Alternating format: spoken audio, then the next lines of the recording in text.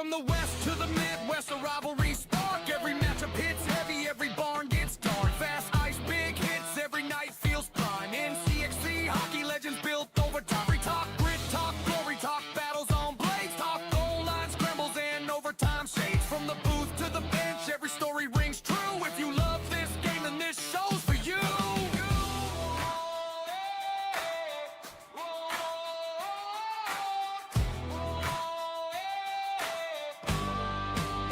Skate sharp light.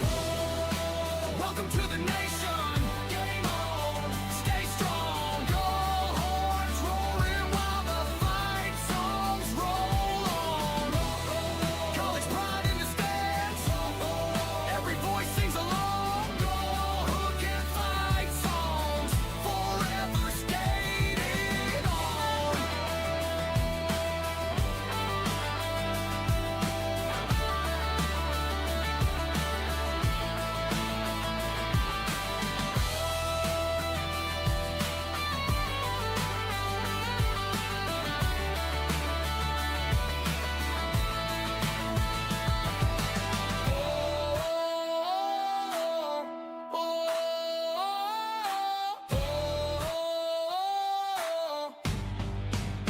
Skate sharp lane. Welcome to the nation. Game on. Stay strong. Go horns rolling while the fight songs roll on. College pride in the stands. Every voice sings along. Go horns and fight songs. Forever skating on.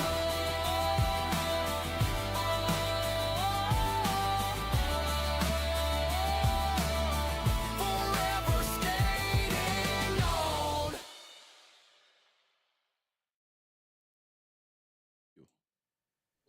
All right, it is Tuesday night. We took a week off since college hockey took a week off, but we're back with another episode of Goal Horns and Fight Songs.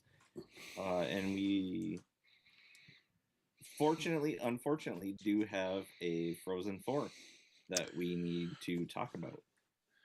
Yeah, our teams missed it, but a good NCHC versus Big Ten battle going on starting Thursday night. I believe it's Denver and Michigan, the two teams with the most national championships going at it. Denver at 10, Michigan at 9. And then on the other side is Wisconsin and North Dakota, a couple teams that in the past have known each other pretty well, both competing in the WCHA for a number of years and now in separate conferences, but once again find themselves playing on the biggest stage. And at this point, we can't even call Wisconsin Mankato East. They're far past that with Mike Hastings. But he's been there before. Carl's been there before. Well,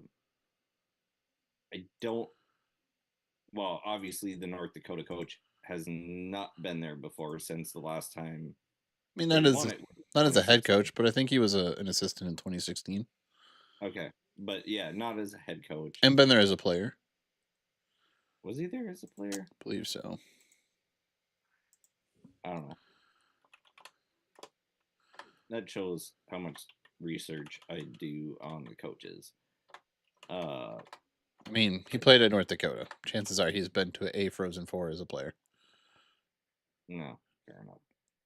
I don't even know who the hell the coach is at Michigan, but Naruto. They've been there, they just haven't executed.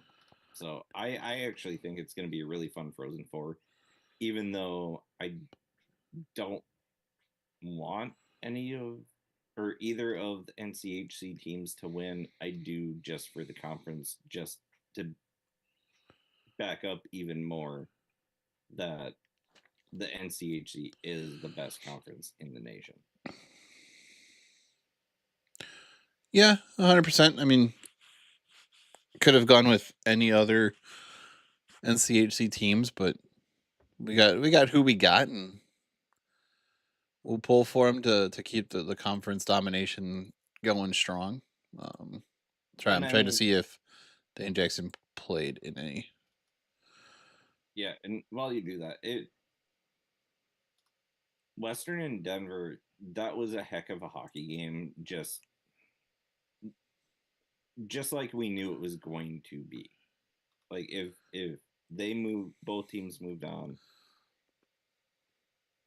it was going to be a hard fought battle. UMD shutting up the Gavin McKenna hype again, kind of like the rest of the year had done, beating Penn State, going on to face a very good Michigan team. Uh, the the way the game went was kind of how the year went, where we gave up goals early on and got into a deficit that we could not overcome. Sometimes we were able to overcome it, and we got close. We got real damn close at the end of the game. Actually, no, he did not make the Frozen Four as a player. They won the tournament in '87, which was the year before Dane Jackson got there, and did not make the Frozen Four again until 1997 for North Dakota.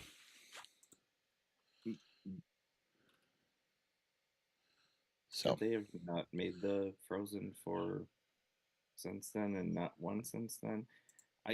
Could they be like the Toronto and just not win for another 50 years? well, I mean, they won it in '97 when they went back, and then we're on a streak of. I know. I'm just saying, like, can they get on a historic run of being bad? I mean, I wouldn't be upset about. I mean, depending on who you are, they kind of think that they were for the last 10 years since they won their last national championship. I mean, they only made this is their first Frozen Four since 2016.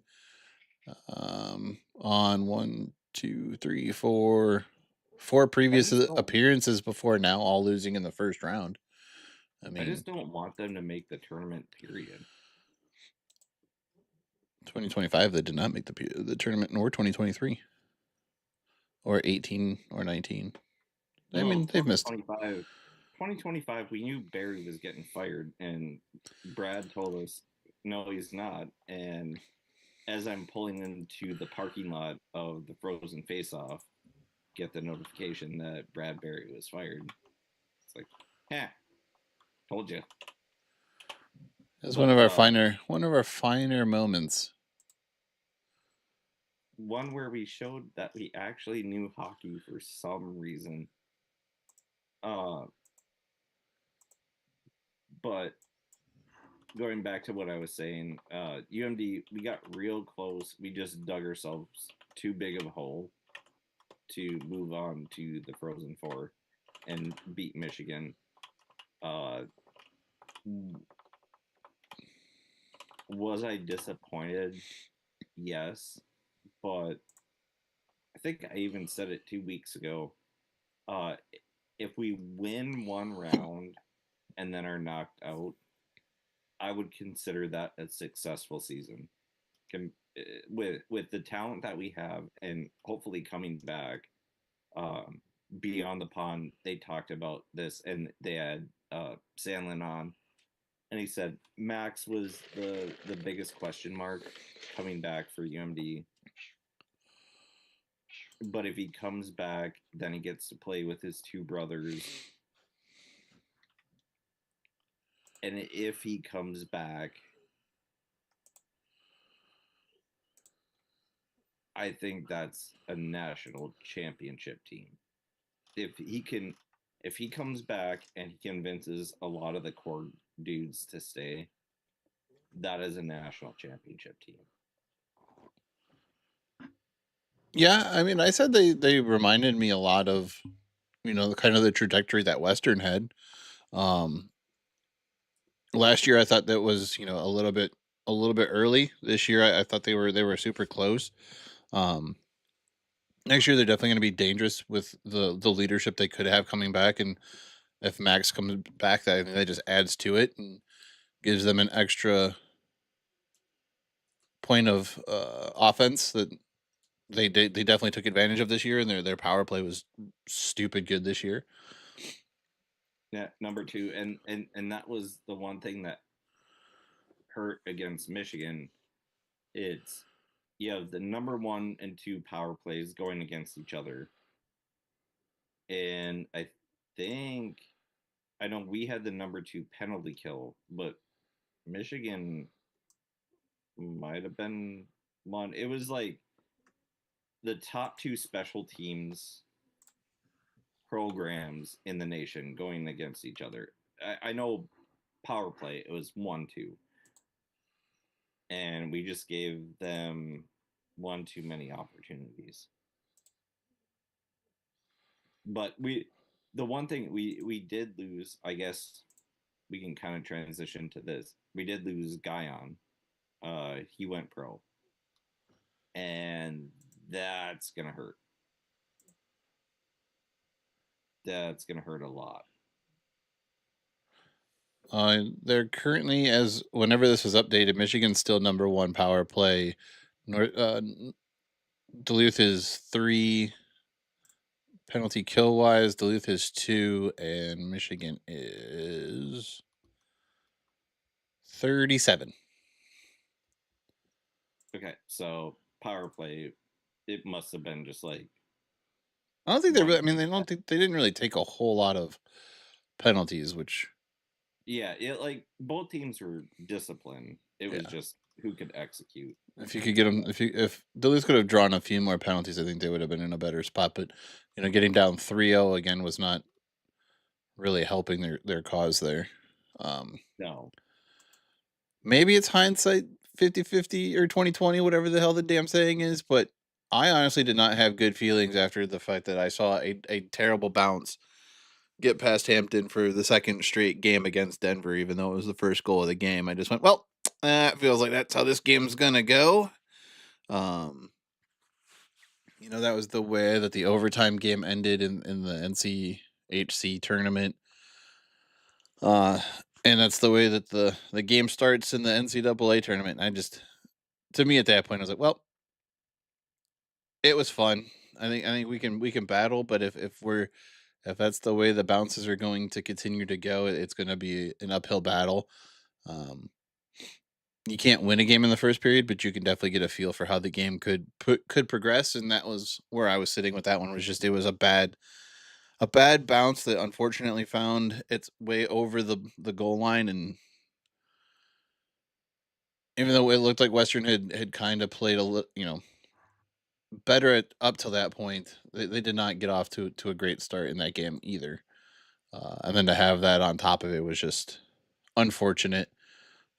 I never really found their footing. They played great in the second period. They did get, I think, a goal in the first period to kind of keep it close, but Denver was just a team that was not going to be denied 2 years in a row, and was not going to continue to lose big games to Western Michigan this year. And the Western team this year, they didn't feel like the team last year. Last year, even if they were down, well, the Frozen Face-Off Championship, that one, it seemed like it was out of hand. But for the most part of the year, outside of that game, you felt like even if they were down, they would come back, and they would have what it took to win. And as it progressed in the playoffs, you're like, this team fucking has it. They have what it takes. This year did not. The team did not have that energy. There was just no confidence in that. So we're kind of in a little bit of two different spectrums where you're coming off that high and coming low, and we're coming off a low, or I'm coming off a low with my team and building up, and we're kind of meeting in the middle as to where we think our teams are. Yeah, I mean, we this year was not a team that was as physical as last year. Some of that could have been the fact that they were down 2 of their top defensemen for 3/4, if not 80% of the season. That was definitely a big hit. But if you look at that team from 2024, 2025, the forecheck was always heavy pressure. The back check was there. Guys wanted to compete for pucks and were winning battles. Um, this year, it just the pressure wasn't the same. The forecheck wasn't the same. Really, if you really want to look at it, Tristan is not a big dude. Like we've had him on the show. He plays a not necessarily a physical game, but he was bullying Western players in that first game against Minnesota State. He almost Yeah, gets he you had almost gets message. You're like, what a hit by Tristan. he almost gets to the goal on Hampton. Hampton somehow gets a foot on it in just the right spot to direct it wide of the net, and then skates down and absolutely crushes. I think Michaels and somebody else, like hits two dudes on the blue line on his own blue line, keeping Western out of taking them away from the puck on the offensive line.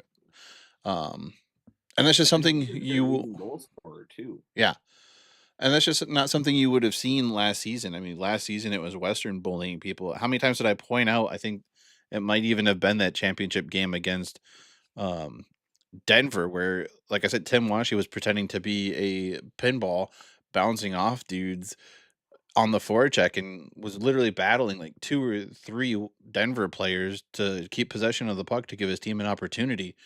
Um, Either in that game or maybe it was the game before, but it was one of those games I think in um, St. Paul last year. Well, and even on the back end with Robbie, he he was clearing the way for Hampton to be able to see the puck. Like my brother and I were watching, and I was pointing out, I'm like, dudes that we knew, I'm like, watch Robbie. The dude played 4 years at Miami. He's seen plenty of shots Yeah. against his goaltender. He knows what he's doing, and he was clearing guys out and giving Hampton that clear lane. You guys didn't have that this year because, No, well, Robbie is old. Robbie's Not as playing in old the as ECHL us, now. but he's old. But yeah, I mean, there was just a lack. I think there was a lack of positive physicality to this year's team. Um, Now that doesn't they didn't ramp up the negative physicality. It wasn't like a couple years ago where they were taking major penalties every time they checked somebody just for because elbows were too high or whatever. We did see a couple bad penalties for hits, but not like we've seen in years past. So they were still disciplined, but it just the the physical play wasn't there that we're used to seeing from Western teams, and I don't know if that's how they want to play in the future. If that's something that they want to emphasize, they emphasize quote unquote a pro style of hockey. To me, that I think that means physicality and heavy forecheck, heavy back check, uh, moving guys off the puck, not necessarily um, a lot of east west. I mean, there are some teams that run quick short passes or things like that, but it's a lot of battling in front of the net, moving guys off your own goalie, getting to those dirty spots and jam plays and creating opportunities, and not just one and done shots from the left circle or whatever, but getting to those rebounds and stuff like that. They just didn't have the same mentality. There wasn't enough grit, and I think the same could be said about UMD. Our thing was more the depth scoring. We were relying too much on that top line, and yes, we did get some depth scoring, but it was. I know Bruce was trying to come up with a line to call the plant Shaga Bay line. I'm like, well, throw Hanson in there and call him the PPSH. Any nerds or history nerds will understand why that's funny. Yeah. But they scored a majority of the points, and we weren't as physical. But that being said, in both the Penn State and Michigan game, even when Michigan was up and Penn State was up, you could see that style of hockey is not the style that the Big Ten wants to play. Those kids want to be more east west instead of north south. And you put a body on them for long enough, they want no part of it. They give up. Penn State gave up. Michigan was giving up. That's the unfortunate part with Western playing Denver is, well, shit. They've already seen each other during the year. They play in the same conference.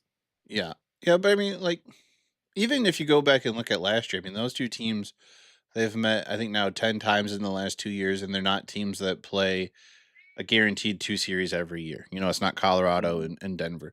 But Western did not wear teams out this year like they did last year. Yeah. And that was like their big thing. Like, they would keep games close.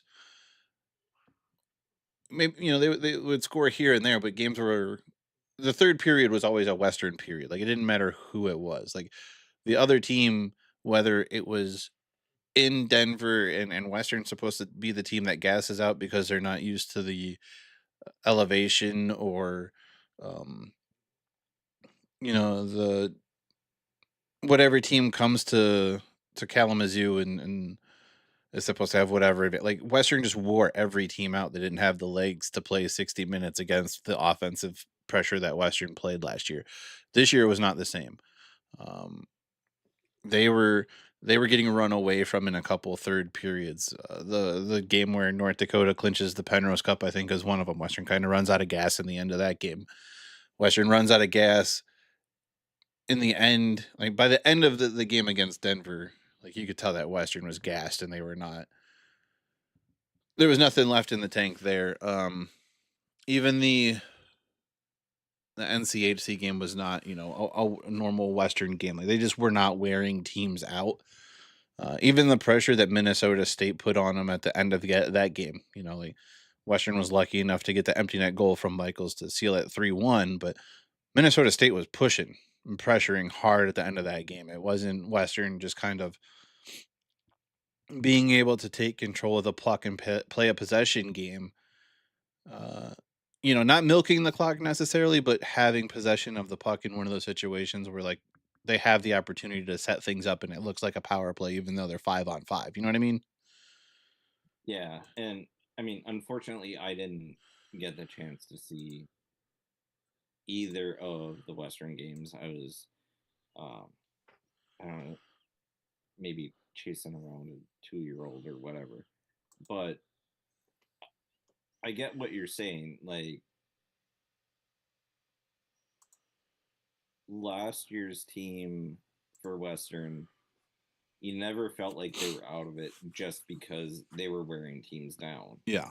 Um, my point is, I wish, even if they weren't doing it at the level that they were last year, and I agree they weren't.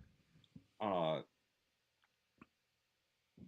Me bringing up what UMD was doing was, if they didn't have to play a Denver team that is just reloaded, because that's what Denver does. If they were playing a Big Ten team, just swap us and UMD, or us and Western, UMD and Western. I think Western beats Michigan because they don't get down 3-0. They don't. I feel like they were a team that was gonna stop at 2-0. And I know one of the goals that Michigan scored was a horrible mistake by us. I think it might have been the first goal. It was just like, kind of like you said earlier, like, well, this is how this game is going to go. There's that resilience, and those Big Ten teams do not like NCHC play. And Western, I think, even this year, more physical than UMD. We were a little more stylistic.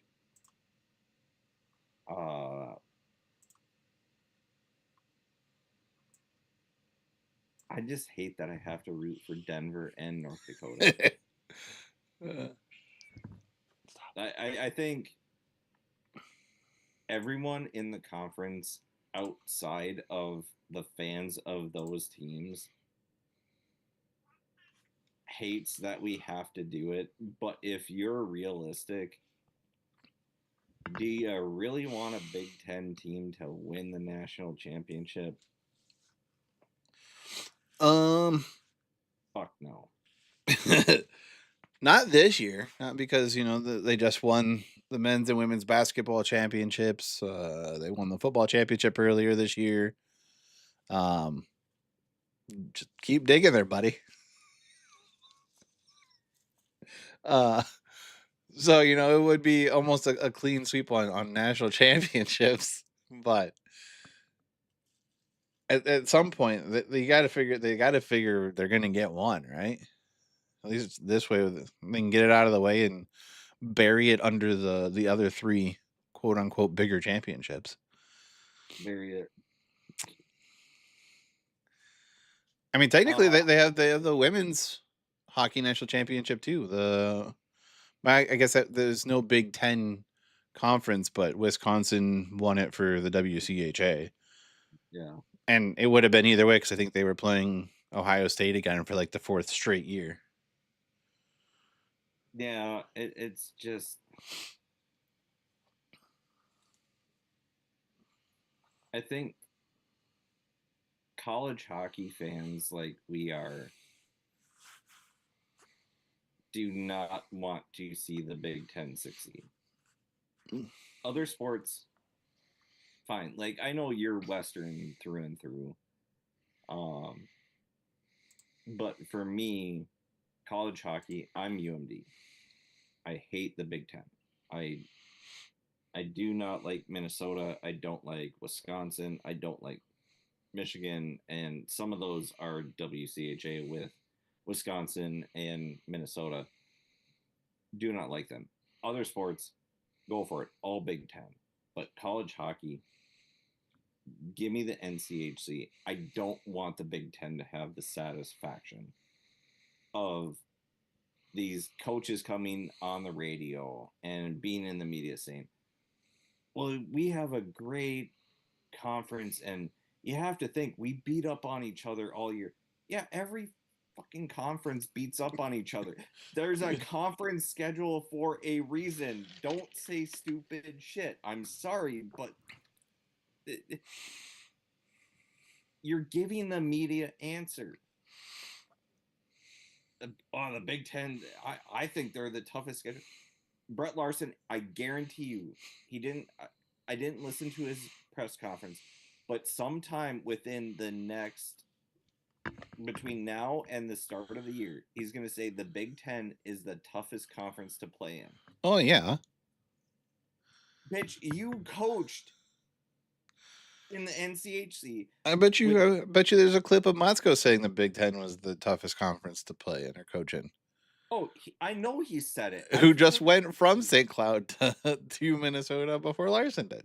I've heard him say it, but you can't say it when hopefully it's Denver, not North Dakota, but hopefully we have a conference champion again, and 8 out of the last 10 champions of college hockey being crowned. You can't argue and say you're playing in the toughest conference in college hockey when you can't win a goddamn national title. You have out of the last 9 years, you have 7 NCHC, you have 1 Hockey East, and you have 1 ECAC. Yes. UMass and Quinnipiac. Yeah. And Quinnipiac, guess what? They beat a Big Ten team in Minnesota. I think they beat did they beat U of M to get to Minnesota? Or no, that was the year when it was like almost a full. Was it? I'm mixing up years. I think maybe Quinnipiac did beat Michigan. I think they in the Frozen Four. no, because we had all 5 teams in that year, and all 5 won their first matchup.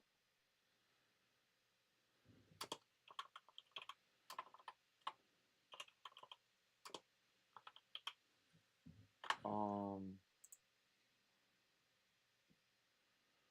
2023.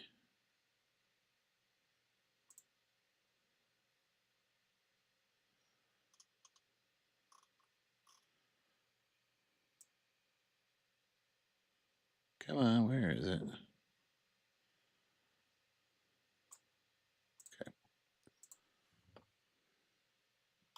we're doing great. You know, sometimes you just gotta look at things. That's fine. Do.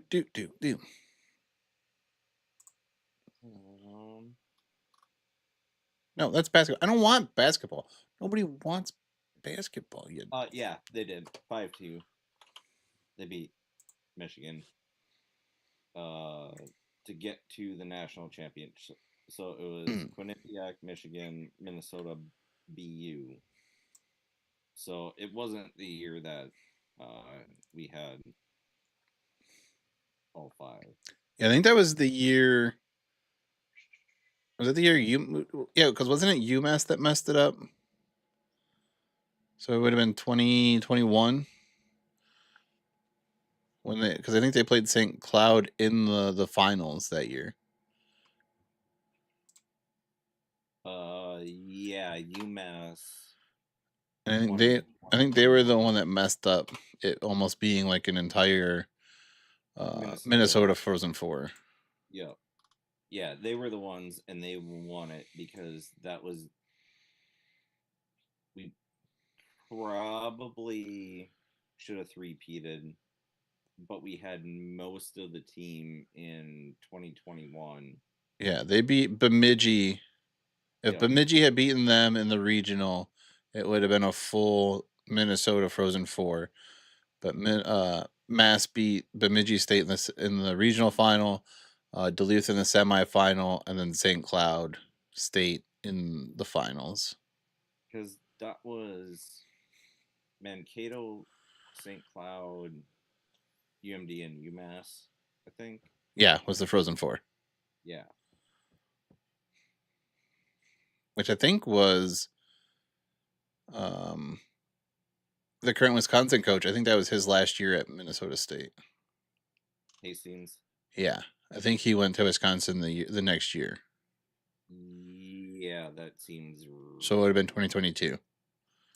Because that was also the year that what's his nuts got busted for McKay.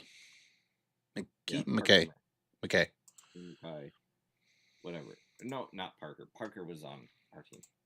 Dryden. Yeah. He got busted for the beaver hormones, and his team looked at him and said, "God damn it, Bernice." But so look at us. See, we know things. Just takes us a minute to get there, and it's always good to double check. We're gonna get that reference, and you didn't. I got it. Yeah, I know How I Met Your Mother. Okay, settle down. That's not the reference I was going for. Well, that's the one that I understood it to be. So I was going for Second. dodgeball. When the chick gets busted for beaver hormones. Yeah. And the chick turned the little girl turned. God damn you, Bernice. Makes sense. So signing news. Western has had 4 signings so far. They lose both Slukinskis to the Kings. Michaels goes to the Oilers. And then Liam Valente, who graduated, he signs with the Buffalo Sabres organization and gets a ATO with Rochester, where Matteo Constantini is currently playing, and on a bit of a run there.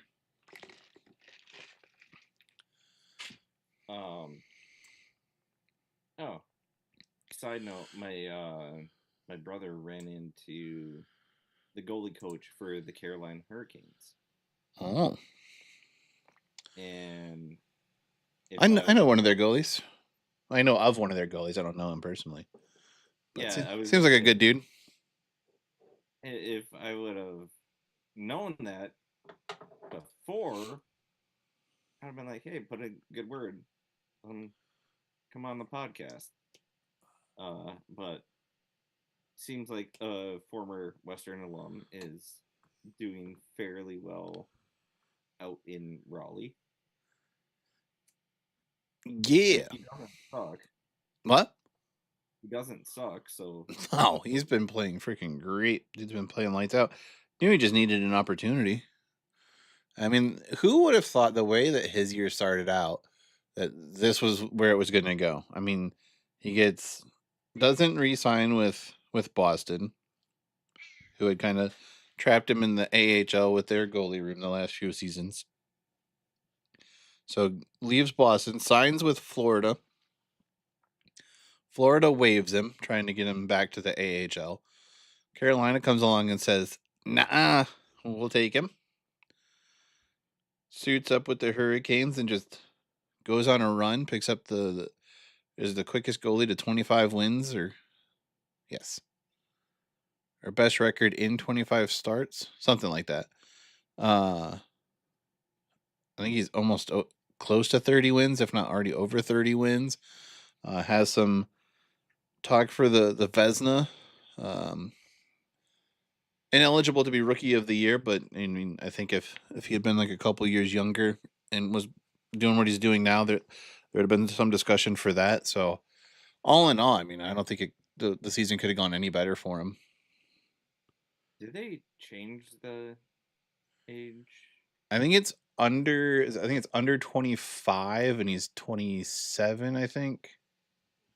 Yeah, because Kaprizov was like 25, and then people were bitching about him getting rookie of the year, and it's like he's technically a rookie because it was Kaprizov and Robertson. I know that much. Um, what is that? Um, What's the right and word? Kaprizov ended up winning it, which he should have. Robertson was good, but he didn't. Dallas was already a good team. He Play. just benefited. All right, hang on. Let's see here.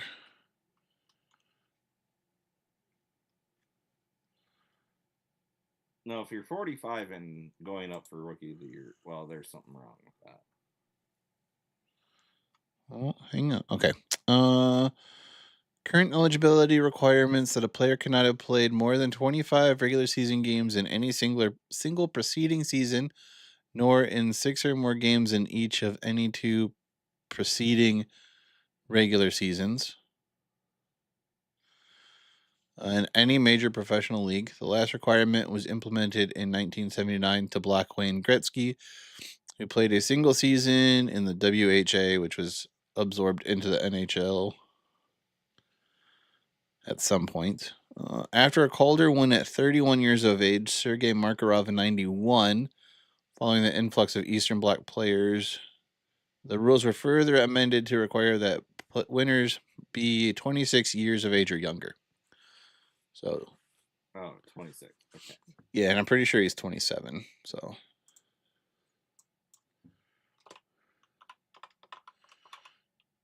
No, either way. let's see how my hockey knowledge is running. I feel like it should be a little bit amended for goalies. June 25th, 1998. So, he is indeed 27 years old. Like, I think goalies should have a little bit of an amendment because they take longer to develop. It's very rare that you get someone like a Marc-Andre Fleury who is drafted in the first round and basically plays right away. Because for every Marc-Andre Fleury, there's 100 Rick DiPietros who decide that they want to get into a goalie fight in their rookie year or in their first couple of years, and get their jaw broken and suck the rest of the time. Well, I mean, not to bemoan the point, but look at Devin Levi. I mean, he was expected to be the next big thing goalie wise coming out of Right. Northeastern. I think he played 2 seasons at Northeastern. Yeah, I think it was 2. Struggles with the Sabres. I mean, granted, it's the Sabres, but have you really heard anything outside of that first season in the first few games of him? Not really. I don't even know where he's at anymore. Let's see. Well, and it kind of ties in a little bit to Guyon and him leaving. And who was it? Was I talking with Aaron about it? Yeah, he's currently with the Rochester Americans. He's 24 years old.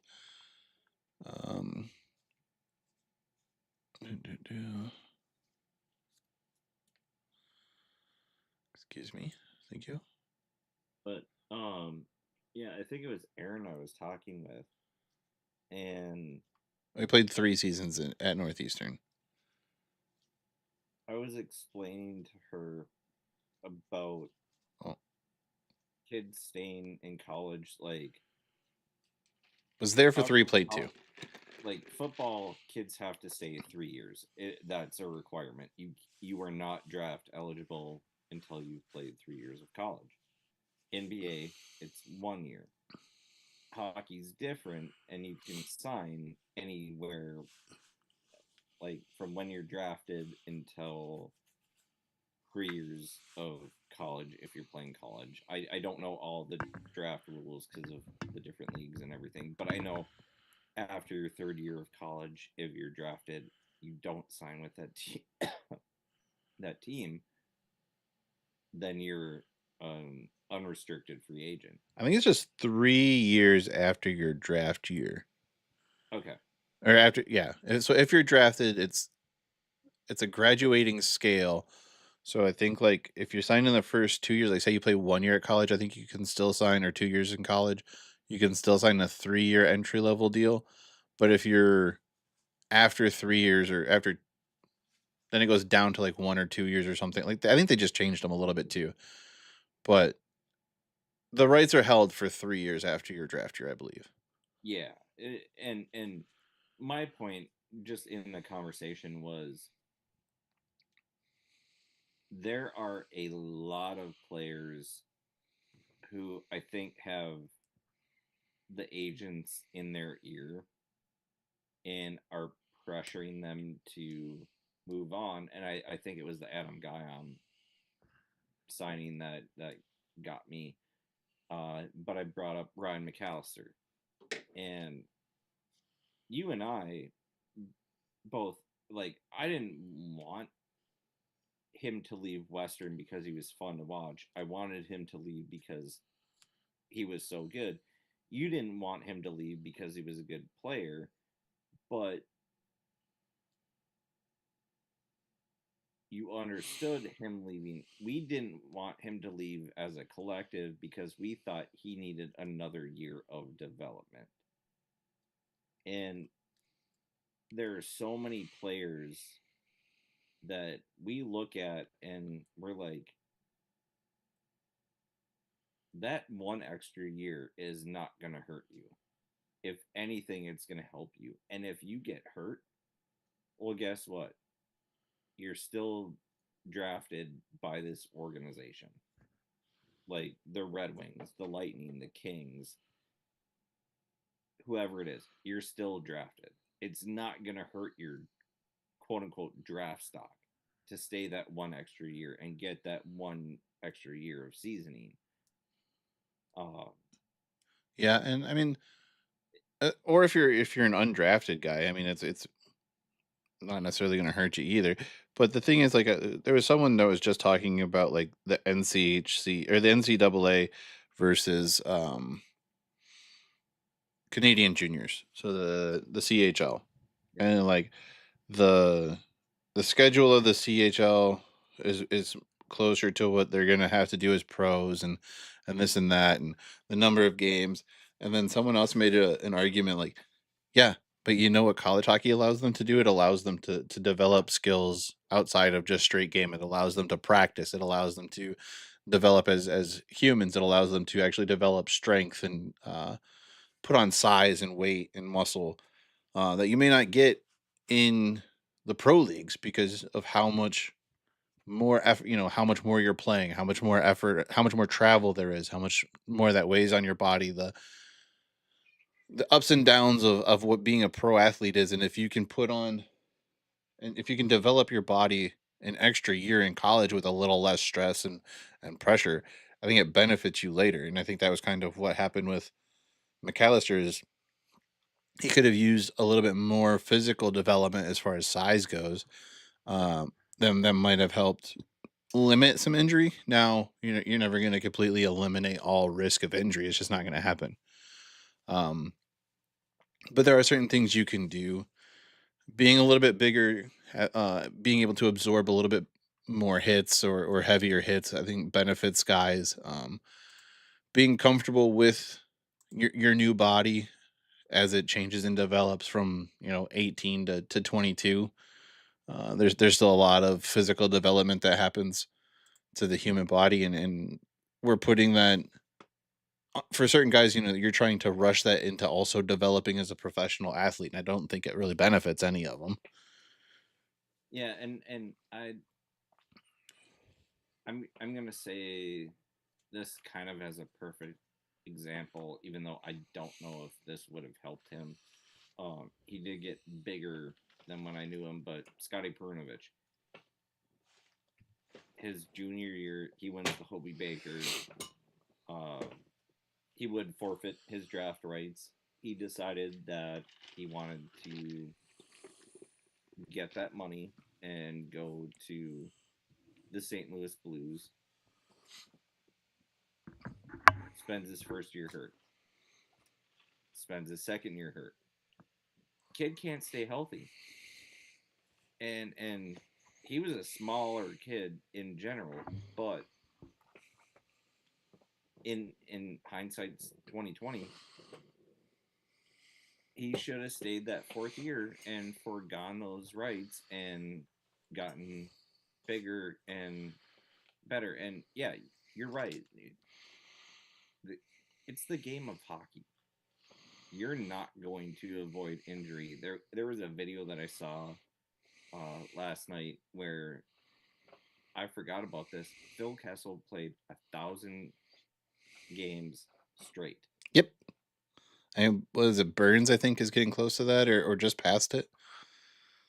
Maybe. But it's like everybody talks about Cal Ripken's Iron Man streak. That's baseball. This is hockey. And Kessel went through cancer diagnosis, injuries, family, everything, and still played 1,000 games straight. That is 12 and a half years of hockey. Because like 3 cups and house and hot dogs. he probably tripled that in hot dogs.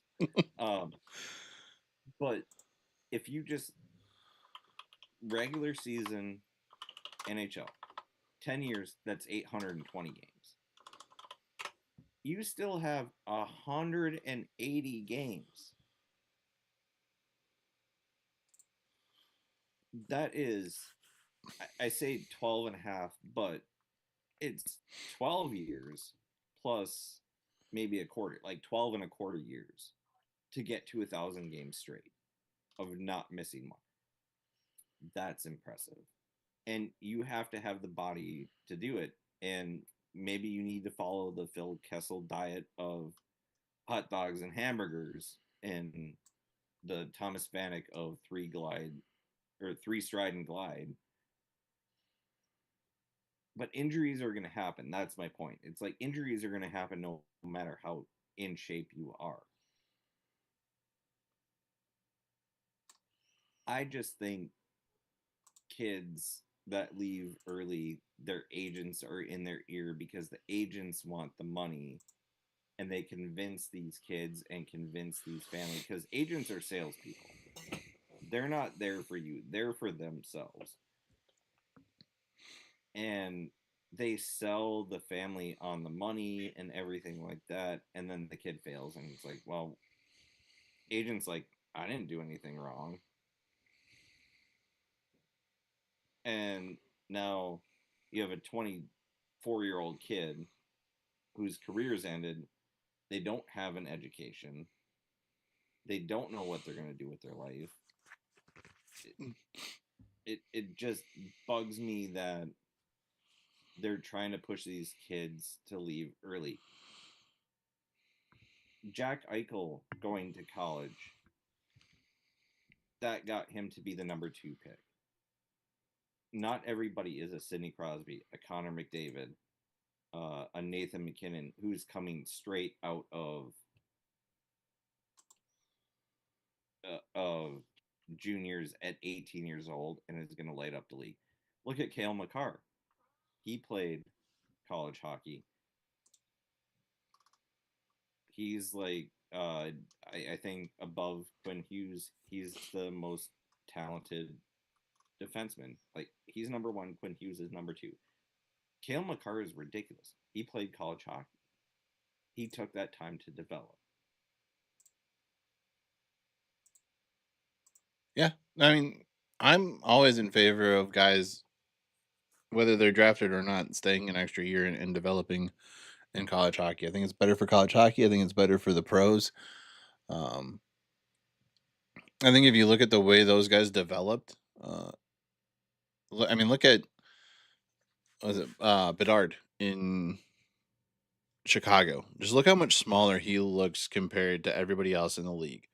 And I mean, he may not be a big guy. I mean, Patrick Kane is not a big guy, and he still came into the league young. But watch the rate at which his body develops versus a guy who played in college. How much bigger they are when they come into the league. How much more they understand their body.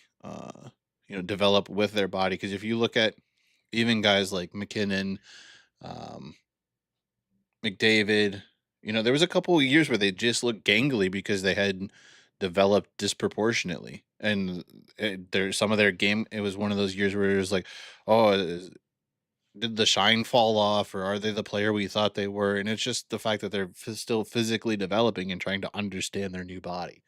And then once they do, that talent picks back up, and or they spend the offseason putting muscle on to account for the fact that they're going to lose weight during the season because they're in game shape, and game shape is different than walking around shape.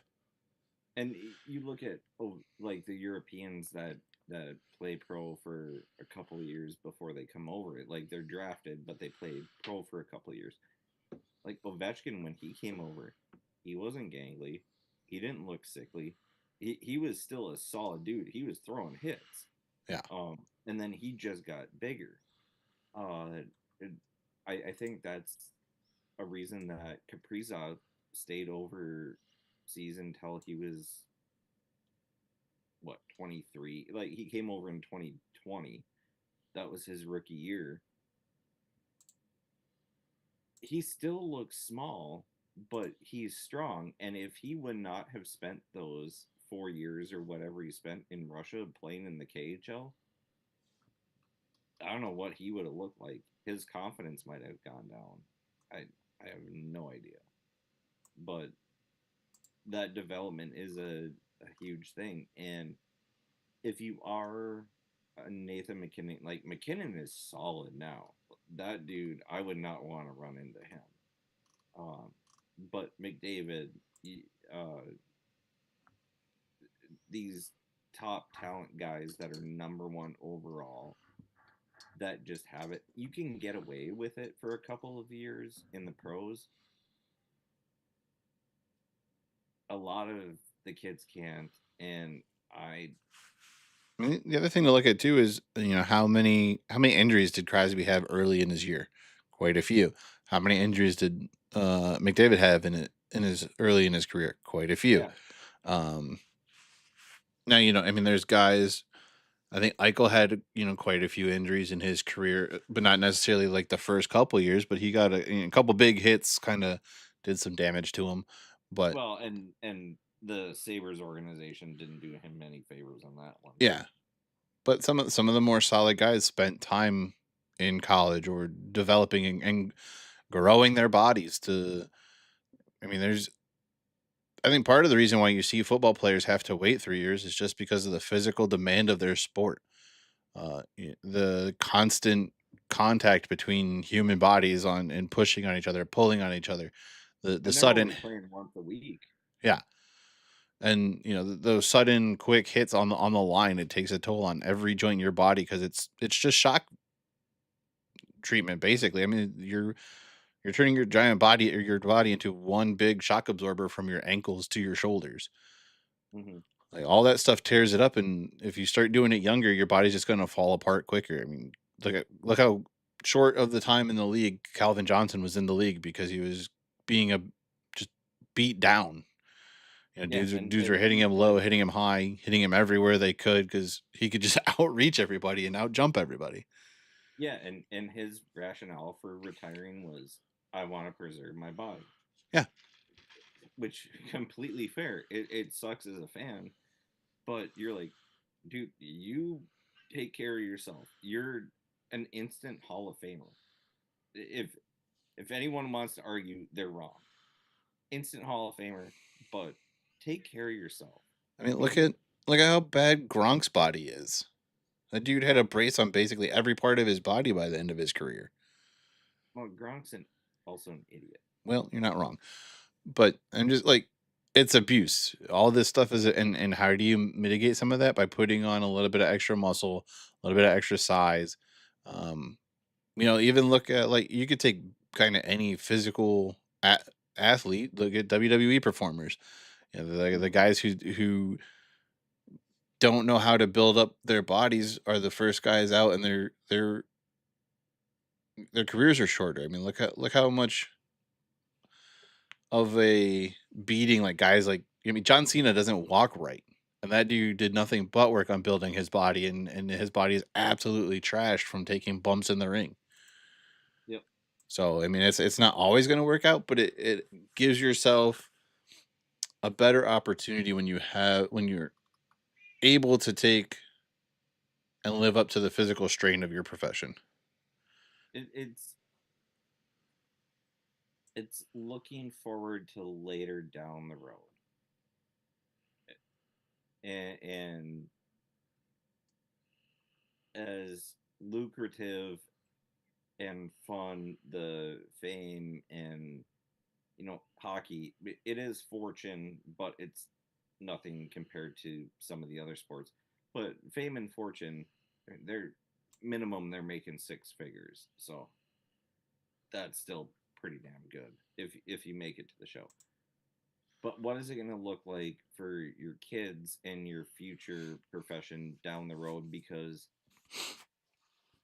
how many players have played an NHL game, period? How many last 5 years? How many last 10? How many thousand game players there are? And then how many legacy players are there? There's so few. You you have to not listen to your agent. You have to listen to yourself. And um actually that was one other thing that I was talking about was agents piss me off. And when they thank their agent, I'm like, your agent is not your friend. That dude's getting you more money so you can give him more money. Yeah, exactly. He is not your friend. He is a business associate, not your friend. Don't you dare thank him for jack shit and act like he's family. That's what that He'll is. hug you and cry. Everything is fake. Everything is fake. I understand that they are needed, but do not treat them like family. They are parasites. They're necessarily evils. And I hate that shit. And actually, one of my distant cousins, she wants to become an agent, and I'm like, so I'm gonna hate you too. I mean, they serve their purpose, I guess. But to me, There's a purpose, but that's a lot of what it is. Is it's them trying to get you more money, so you have to pay them more money because they want as much of that percentage as they can get.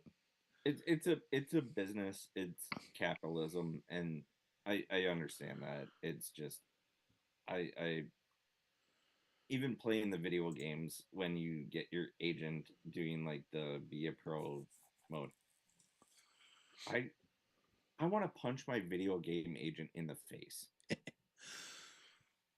But anyway, I guess we should probably talk about the Frozen Four before we hop off. I mean, we kind of did right at the beginning. It's Yeah, but we gotta. You wanted to go through all fucking 16 games or whatever 2 weeks ago. My well, ass was sore. I was hungry, well, and that's because my team was still in it. My team's not in it anymore. I don't give a shit now. oh, this one will be. I mean, honestly, both matchups seem really, really good. Um, the I top like the Denver Michigan matchup better. I think that's going to be the more entertaining of the two games. could be. I mean, North Dakota's steamrolled everybody that they played. Spooner is playing outstanding. Hasn't allowed a goal yet. Um, they were the number 2 team coming into the tournament for a reason. They're still there. Wisconsin, they had some ups and downs. They were kind of bad in the middle of the season, but turned it around, and Hastings has them going in the right direction again. Um, I think the key to this game for Wisconsin is they've got to figure out how to score early. And just kind of keep North Dakota pinned in. If North Dakota can get going and transition, they're a really hard team to beat. And if it's 2-on-1, it's basically a goal. Like, I don't know that they've missed many 2-on-1 opportunities all season, and I don't think they've missed any in this tournament. Yeah, I think you hit the nail on the head with just how North Dakota season has gone. If you can't keep them hemmed in, they are deadly. They're they might be the most deadly team in the nation. And I think, And especially if they get one, they're gonna get four. Because once you open those floodgates, there is no stopping that team. and I mean, you've got to keep it close going into the second period, and you've got to survive the second period. I think they were the highest scoring team, I think, in the second period, is what I remember it being. And I mean, it wasn't even freaking close. Let me double check, but I'm pretty sure. Is it here? No, here. Yeah. No, they were third period team. They outscored teams by 40 goals in the third period, 61-21. Second period was actually their closest period. They scored 44 goals to 36 in the second period. They outscored opponents 43-27 in the first period. So yeah, you got to jump on them early, and you've got to be able to have a lead and kill out the game in the third period. Like, if it's close, they're gonna battle in the third period and potentially, steal the game and come back on you. Maybe you get an opportunity if it goes to overtime because they've only scored 2 overtime goals and given up 4. So the overtime's their worst period. But yeah, good luck getting them into overtime. That's kind of the main thing. Like, good luck. Yeah. No, I mean, And it's stupid. and I guess if they're going to get a goal, make it one that they've earned. And I same goes for Denver. I mean, here you go. Here's the other stat. So if they're leading after one period, they're 15-1. If they're leading after two periods, they're 22-0. If they're tied after one, they're 11-5-1. After two, 5-3. If they're trailing after one, they're 3-3, and if they're trailing after two, they're 2-6-1. So you got to jump on them early, and you got to be able to keep the pressure on the whole game and not give them an opportunity to tack on goals in the third period. I just don't see Wisconsin doing that. I don't either. I think North Dakota wins maybe like 4-1, including an empty netter. But I don't even think the game is going to be that close. Ow. So I'm going to say 4-1 with an empty netter. And then Denver, Michigan. Michigan can score in spurts, but with how UMD played them, if Denver does not, which I don't think they will, allow them to get out to a lead like a 3-0 lead, maybe 1-0, 2-0, Denver has enough firepower to come back. The concern that I have with Denver is if they get a lead, can they hold it? Because they have enough firepower to come back, but I don't think they have the defensive prowess to hold a lead. So I think that game could go to overtime. I think that's going to be an overtime game between Denver and Michigan.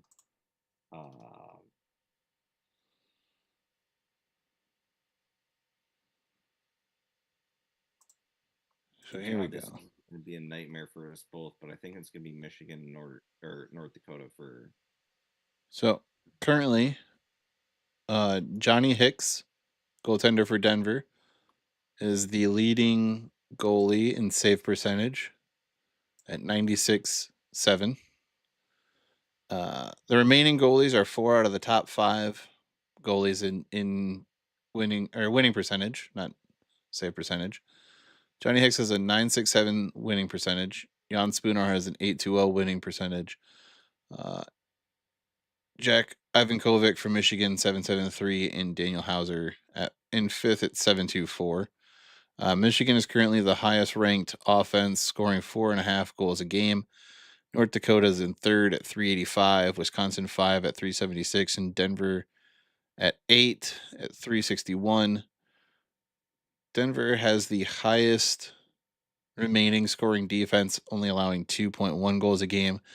North Dakota in 7th, allowing 2.26. I just think it's going to be North Dakota, Michigan for the national championship. If Denver plays the way they played to win the National Cup and the way they beat Western, I mean they could beat Michigan. I know they could. Johnny Hicks also has the highest saving percentage at 9.58. I'm not saying they can't. And Ivan Kovic's at 9.23.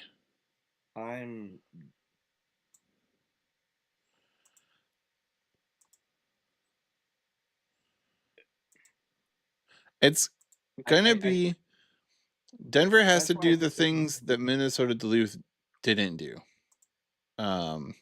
Score early again, but just be physical. And Denver's a very physical team. And if but so the thing though is we did basically the same thing to Michigan that we did to Denver. Yeah, and you lost both of those games, silly pants.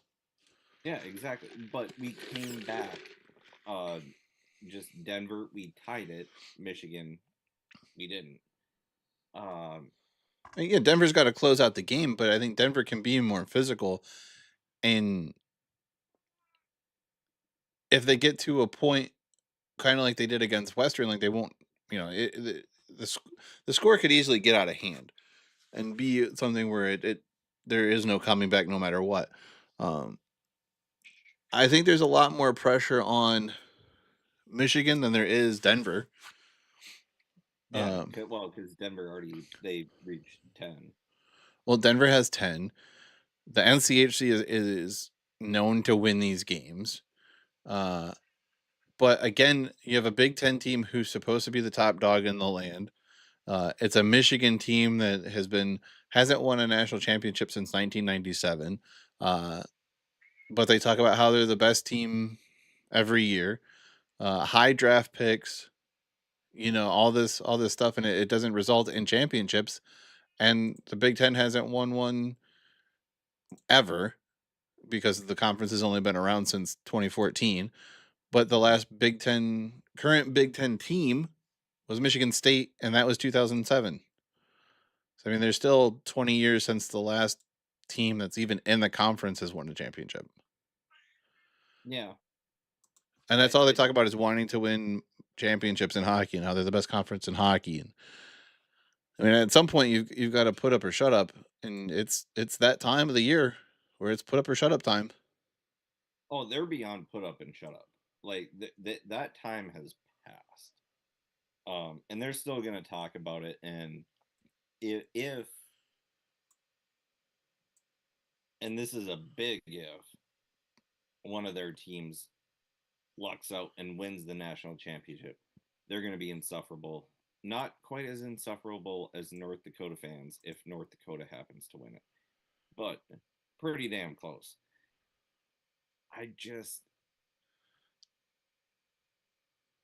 I'm not knocking North Dakota. I just think it's going to be an NCHC Big Ten national championship, and it's going to be North Dakota, Michigan. I will I, say that this year doesn't feel like the winner of one side does not feel like that's going to be like it doesn't feel like a given and that's who your national champion is. Like I think last year a lot of people agreed that the winner of Denver Western Michigan was going to be the national champion. right. Um and I think in probably the year before that too, I think whoever Denver played, I think a lot of people thought it was either going to be Denver or the team that they played was going to win the national championship. I don't know that with the four teams we have that I would honestly say that the winner of Michigan versus Denver is going to be the national champion, or the winner of Wisconsin North Dakota is going to be the given national champion. I think there's three really good hockey games that have to be played here. Right. And I think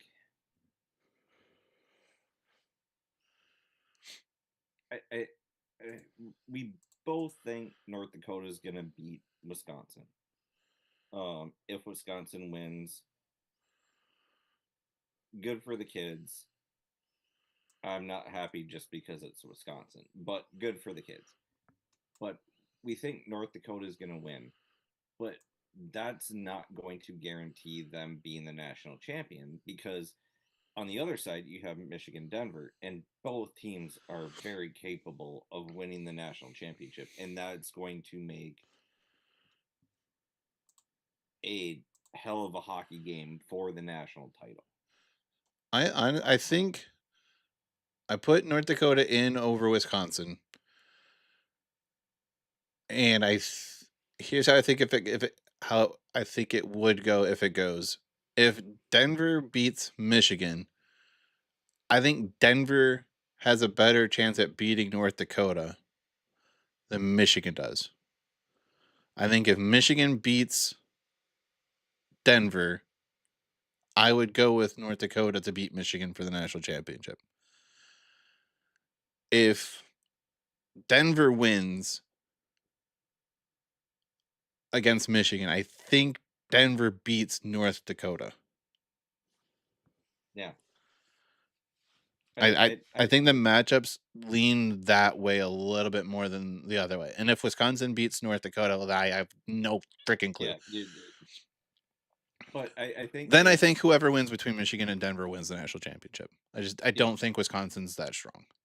I don't think Wisconsin is that strong, and I think if you get a Denver team who still has some players from their national championship team 2 years ago, and a team that, I mean, could have won the national championship last year if not running into the juggernaut that was Western Michigan. Uh, they have that experience. These North Dakota kids don't. Their championship pedigree versus a taste pedigree.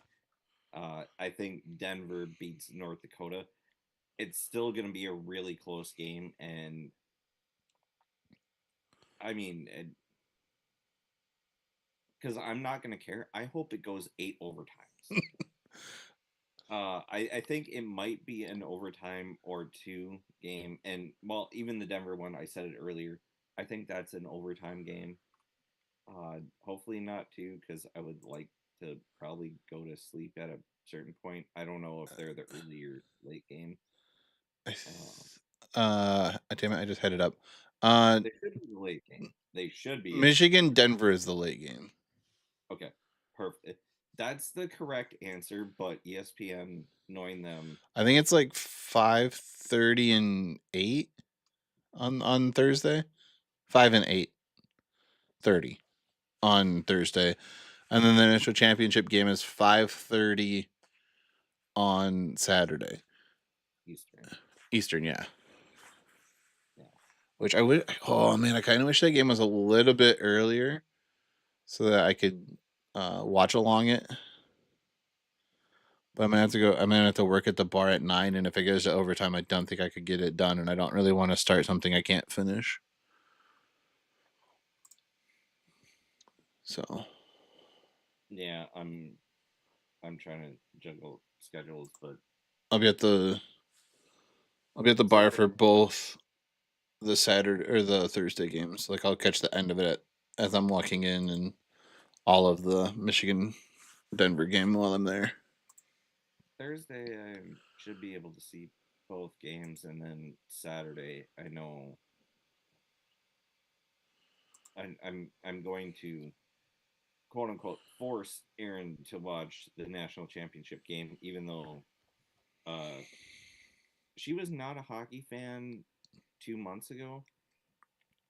I was falling asleep during the third period of the Wild Red Wings game on Easter, and she was head in hands, elbows on knees, intently watching that game. So I have created a hockey fan. That game was something.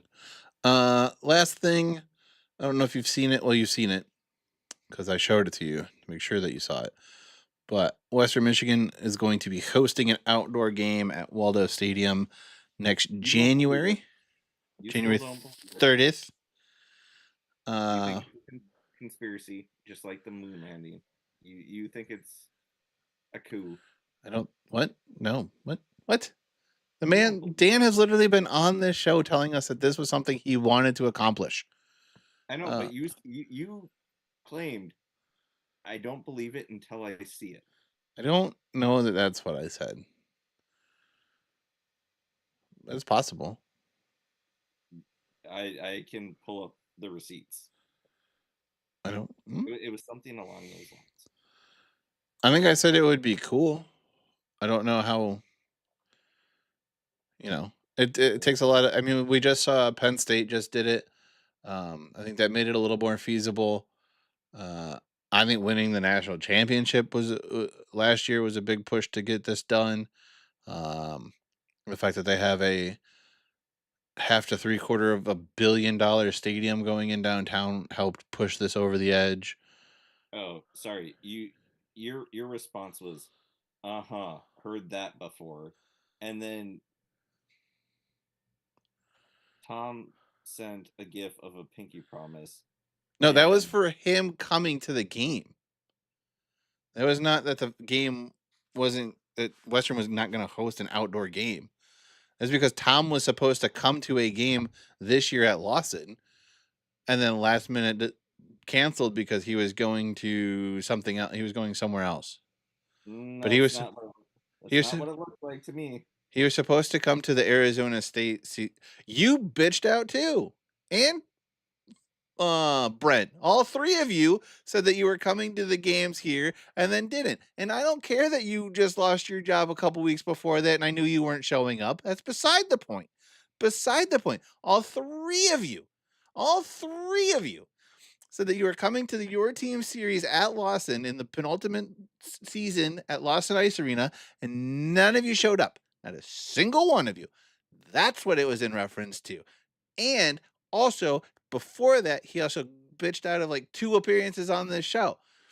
Tom was supposed to come on, and then we didn't have one because you were sick. And then the next time he was supposed to come on, ASU was playing baseball. That's what it was in reference to. It had nothing to do with the fact that Western was hosting an outdoor game. I thought it would have been cool to do it the whole time. I think being a smaller school, it's harder to do. And the fact that they had done or accomplished all the things they have accomplished in the last 2 to 3 or under the supervision of Dan as the AD have led them to be in the position that they're in where they can do this. So Can I offer to buy you a tampon? no, you cannot. For fuck's sake. That's what it was in reference to. So there, if you're going to bring something up that you don't know the context of, maybe you should ask questions instead of just assuming. Because you know what happens when you assume? Make an ass out of you and me. I didn't assume. I have the receipts. You did not provide context. Well, your receipt goes to the wrong fucking store. Or it's past 30 days. Either way, your receipt's fucking wrong. Also, who is that person that actually flew up and drove with you to a Nashville game? Who paid for your ticket to the Nashville game, as well as the gas in the car, and something else, and I don't remember. Who still paid more? Shut up. Actually, I think I paid for the tickets to the AHL game, too. Still, who paid more? It's beside the point. Hey, you would have done that by yourself. I'm sorry I broke up your driving jerky off session. No, I would not have gone by myself. Well, then I saved Mary a hell of a lot of headaches. Mary wasn't going to go. Mary was She was pregnant. November, January, February. Like 8 months pregnant. 9 months pregnant, yeah. 7, 8. Somewhere in there. 7, 8. Close. She was getting close to the ripening. Yeah. So she wasn't going to go. She got to spend Thanksgiving with her family anyway. I wasn't driving that far by myself. However, a couple years later, I did drive to St. Louis by myself. But that's beside the point. No, it's not. He would have done it. Well, St. Louis was also like 3 hours shorter than Nashville was. Anyway, we're getting horribly sidetracked. Yeah. Because of you and your wrongness. Anyway, Wasn't wrong. that's the show. Here's the song. Bye.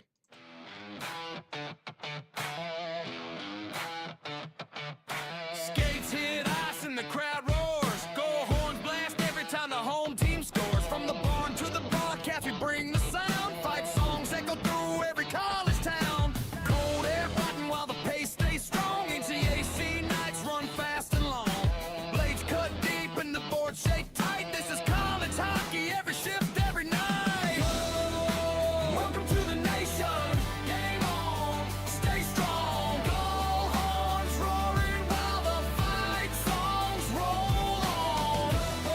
From the rink to the rafters, the crowd sings along. Go horns and fight songs. This is where we belong. From the west to the midwest, a rivalry spark. Every matchup hits heavy, every barn gets dark. Fast ice, big hits, every night feels prime. NCHC hockey legends built over time. Free talk, grit talk, glory talk, battles on blades. Talk goal line scrambles and overtime shades. From the booth to the bench, every story rings true. If you love this game, then this show's for you.